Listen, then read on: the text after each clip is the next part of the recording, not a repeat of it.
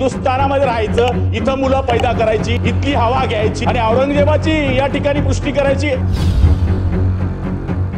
धनंजय मुंडेंच्या राजीनाम्यावर चर्चा होऊ नये, संतोष देशमुखांच्या व्हायरल झालेल्या फोटोंवरून विरोधकांनी बोलूच नये म्हणून विधानसभेत जाणीवपूर्वक औरंगजेबाच्या मुद्द्यावरून भाषणं केली जात आहेत। या लोकांनी काय षडयंत्र रचलेलं आहे की हिंदुस्थानामध्ये राहायचं, इथं मुलं पैदा करायची, इथली हवा घ्यायची आणि औरंगजेबाची या ठिकाणी पुष्टी करायची। अध्यक्ष महोदय, अशा लोकांना या सभागृहामध्ये बसण्याचा अधिकार नाहीये। असे जर उद्गार या औरंगजेबाची औलाद काढत असतील तर अध्यक्ष महोदय यांच्यावर देशद्रोहाचा गुन्हा दाखल केला गेला पाहिजे।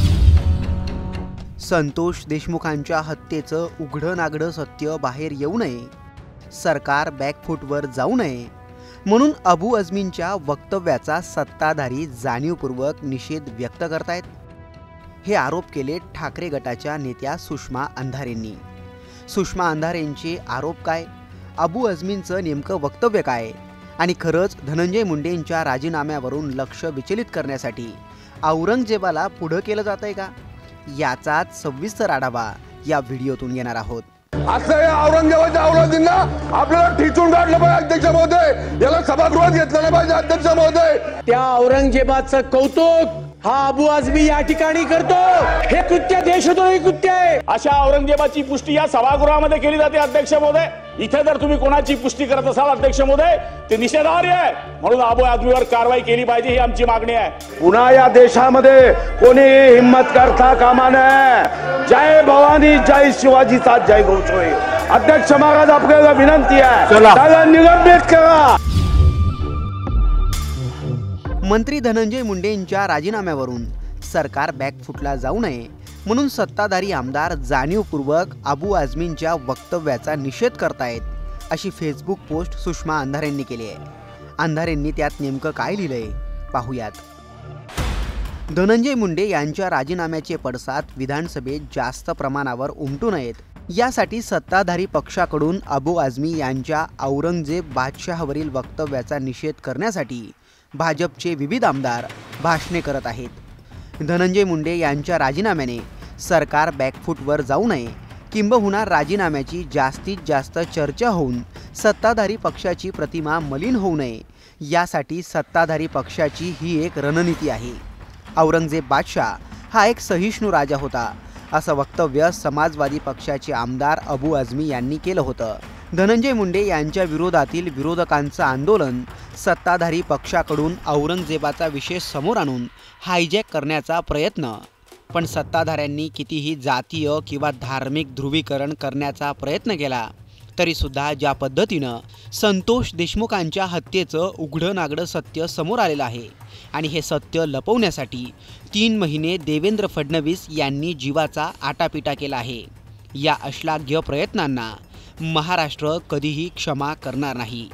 औरंगजेब हा उत्तम प्रशासक होता, त्याने अनेक मंदिरे बनवली, तर संभाजी महाराज यांनी कधी धर्मासंदर्भात कधीच कोणतीही लढाई लढली नाही, असा खळबळजनक दावा अबू आझमी यांनी केला होता। या वक्तव्याचे तीव्र पडसाद उमटल्यानंतर त्यांनी आपलं वक्तव्य मागेही घेतलं, तरीही त्यांच्या वक्तव्याचा निषेध करत सत्ताधारी आमदारांनी विधानसभा गाजवली।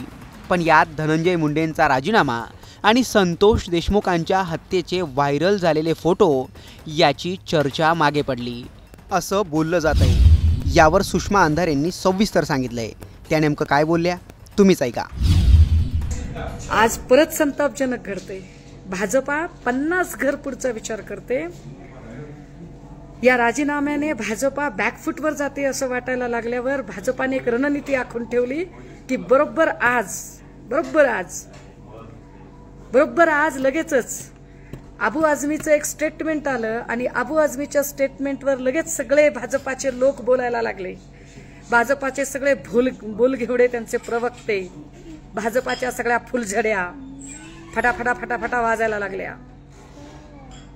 अबू आझमीचं चुकलो, पुन्हा जातीय ध्रुवीकरण, धार्मिक ध्रुवीकरणाकडे सगळी चर्चा न्यायला यांनी सुरुवात केली। किती गलिच्छ, किती थर्ड क्लास मानसिकतेचे लोक आहेत ते।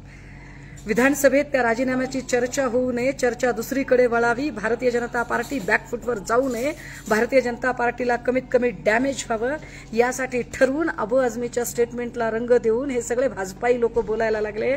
पण दादा हो, विसरू नका, कारण आता आपण गप्प बसलो ना, तर जे पाशवी बहुमत आपण भाजपाला दिलेलं आहे, ह्या पाशवी बहुमत ते इथल्या एकेकाच्या उरावर नंगा नाच करायला कमी करणार नाही. संतोष देशमुखांची हत्या म्हणजे या राज्यात यादवी सुरू झाली त्याची नांदी आहे. ती यादवी या लोकांनी सुरू केली. इतक्या गलिच्छ पद्धतीने, इतक्या क्रूर पद्धतीने, आणि त्याही पेक्षा चीड येणारी गोष्ट की हे सगळं देवेंद्रजींना माहीत होतं. देवेंद्रजी गेल्या 10 वर्षापैकी 7.5 वर्ष गृहमंत्री राहिलेले आहेत.